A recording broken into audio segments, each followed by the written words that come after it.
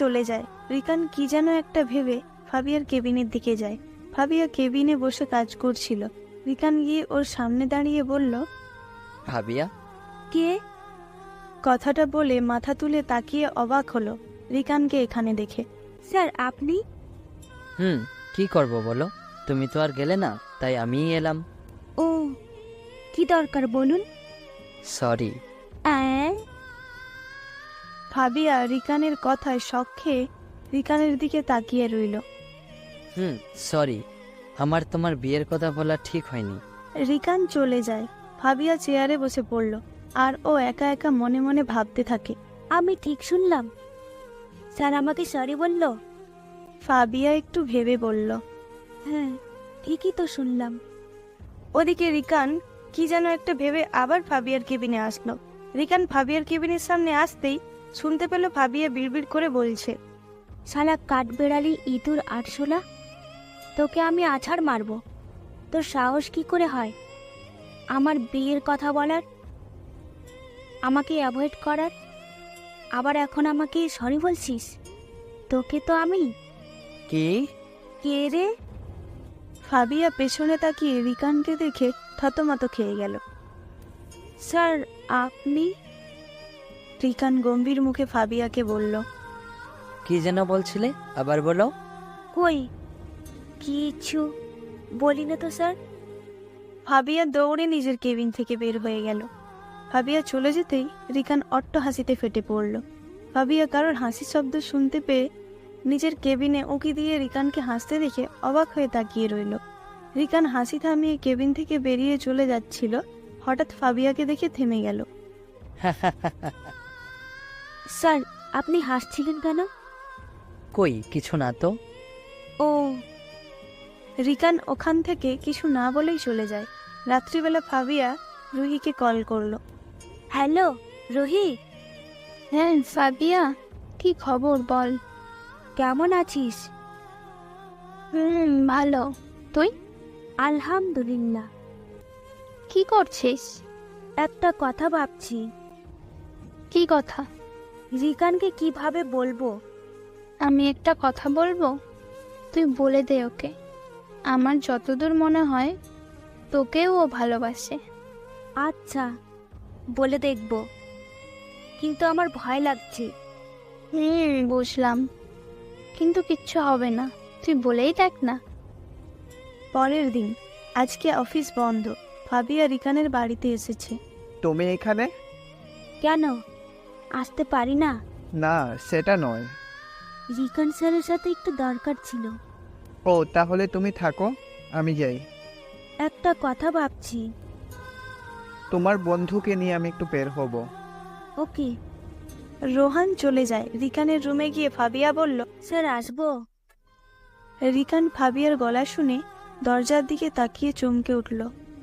তুমি এখানে? আপনার সাথে একটু দরকার ছিল। কি দরকার? আপনার বাড়িটা ঘুরতে ঘুরতে বলি। আচ্ছা চলো।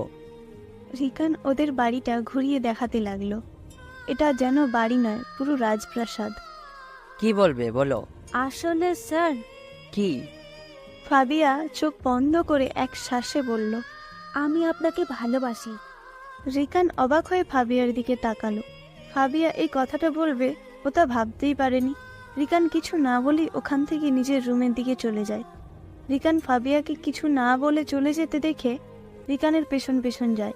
রিকান নিজের রুমের বারান্দায় গিয়ে বসলো। ফাবিয়া রিকানের সামনে দাঁড়িয়ে বলল, কি হলো? আপনি আমাকে কিছু না বলে চলে এলেন। রিকান অদ্ভুত দৃষ্টিতে ফাবিয়ার দিকে তাকিয়ে বলল, বসো।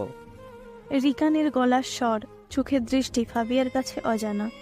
রিকান হঠাৎ পরিবর্তন এর কারণ ফাবিয়ার অজানা। ফাবিয়া রিকানের কথা মেনে নিয়ে চেয়ারে বসে পড়ল। রিকান ফাবিয়ার ভালোবাসো আমায়? ফাবিয়া রিকানের পাল্টা প্রশ্নের অবাক হলো। ফাবিয়া মাথা নাড়িয়ে বলল, হ্যাঁ। কি জানো আমার সম্পর্কে যে আমাকে ভালোবাসো?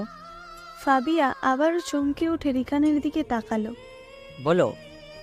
ফাবিয়া কিছু বলল না, রিকানের দিকে শুধু তাকিয়েই থাকল। তুমি জানো যতটা, সবাই ঠিক ততটাই জানে, এর থেকে বেশি কেউ জানে না। জানে না আমার অতীত, বর্তমান আর ভবিষ্যৎ। মানে? মানে হলো এটাই যে আমাকে যতটা ভালোবাসো আমি ততটা ভালো নই। আমি আজকের রিকান রেহান এই জায়গায় এসেছি খুব কষ্ট করে। বাবা ছিলেন একজন আদর্শ স্কুল শিক্ষক আর মা ছিলেন একজন সৎ উকিল। বাবা মা সৎ আদর্শের পথে থাকতে গিয়ে প্রাণ হারিয়েছেন, তবুও আমাদের দুই ভাইকে বলেছেন আমরা যেন সবসময় সৎ পথে থাকি। কথাগুলো বলতে বলতে রিকানের চোখটা পানিতে ভিজে গেল। রিকানের চোখ দিয়ে অনবরত পানি পড়ছে। চোখের পানিটা মুছে রিকান আবারও বলতে শুরু করলো। বাবা মাকে হারিয়ে অনাথ দুই ভাই রাস্তায় রাস্তায় ঘুরতে থাকি। রুহান তখন অনেক ছোট, ও কিছু বুঝে না, কিন্তু আমি সবটা বুঝতে পারি। লোকের দ্বারে দ্বারে ঘুরে বেরিয়েছি একটু খাবারের জন্য, যেখানে আদর ভালোবাসায় বিলাসিতায় জীবন কাটানো ছেলেটা, যেখানে দামি গাড়ি বড় নামি দামি স্কুলে পড়াশোনা করতাম। কিন্তু ভাগ্যের কি ফেরে আমরাই হয়ে যাই পথের ভিখারি। একদিন একটা লোক আমাদেরকে ভালো খাবার দেবে বলে নিয়ে আসে। আমি আমার ছোট ভাইটা একটু ভালো খাবার পাবে এই ভেবে আর না করিনি। লোকটা আমাকে সত্যি ভালো খাবার দিত, কিন্তু তার বদলে তার কিছু জিনিস আমাকে দিয়ে অন্য লোকের কাছে বদলি করত। প্রথমে বুঝতে না পারলেও পরে ঠিকই বুঝতে পারি লোকটা বেআইনি কাজের সাথে যুক্ত। রুহানকে নিয়ে পালিয়ে যেতে চেয়েছিলাম, কিন্তু পারিনি।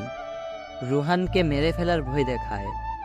নিজের ছোট ভাইটাকে বাঁচানোর জন্য ওদের সব বেআইনি কাজের সাথে যুক্ত হয়ে যায়।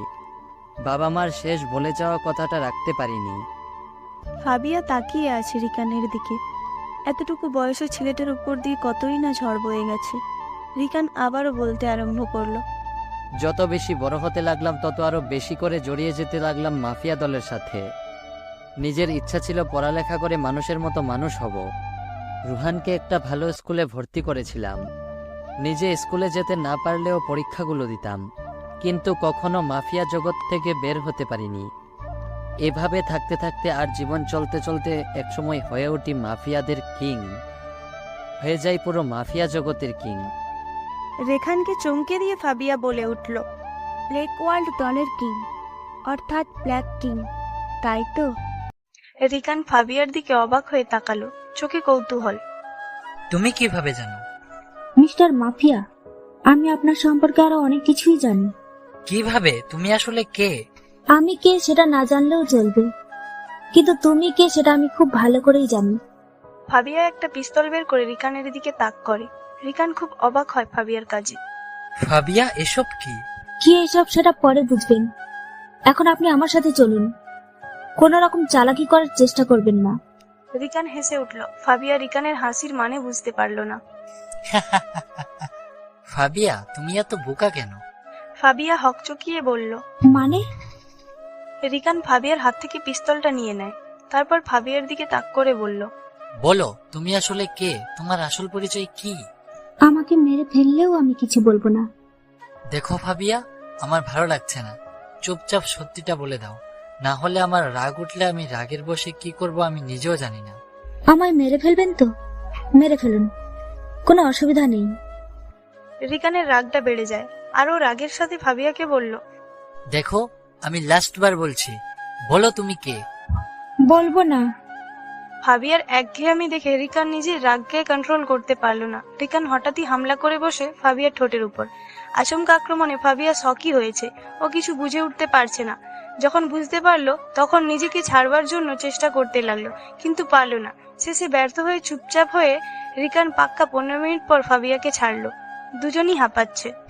কি হলো? রাগ উঠালে কেন? তা বলে আপনি? বেশি কথা বলবে না, আবার না হলে। ফাবিয়া তাড়াতাড়ি নিজের ঠোঁটে হাত দিয়ে দিল। রিকান ফাবিয়ার দিকে তাকিয়ে বাঁকা হাসলো। এবার বলো চুপচাপ। কি বলবো? কে তুমি? তুমি কিভাবে জানলে আমি ব্ল্যাক কিং? আসলে দেখো ফাবিয়া, আমিও তোমাকে সব সত্যিটা বলতেই গিয়েছিলাম, কিন্তু তুমি সবটা আগে থেকেই জানো। কিভাবে জানলে? সত্যিটা বলো। আমি বলতে পারবো না। তখনই ফাবিয়ার ফোন বেজে উঠল। ফাবিয়ার ফোনটা ধরার আগেই রিকান ফোনটা হাত থেকে নিয়ে নেয়। রিকান ফাবিয়ার ফোনের স্ক্রিনে ভেসে ওঠা নামটা দেখে চমকে উঠল। ফোনের স্ক্রিনের নামটা সেভ করা ছিল ড্যাড দিয়ে। রিকান ফাবিয়ার দিকে তাকিয়ে বলল। ড্যাড? ড্যাড কে? ফাবিয়া কিছু বলল না। রিকান ফাবিয়াকে ধমকের শরীর জিজ্ঞাসা করলো। ফাবিয়া বলো, ড্যাড কে? ফাবিয়া বলো, ড্যাড কে? ফাবিয়া রিকানের ধমক শুনে ভয়ে ভয়ে বলল। আমার বাবা। রিকান অবাক হলো, কারণ সে জানতো ফাবিয়া একজন অনাথ মেয়ে।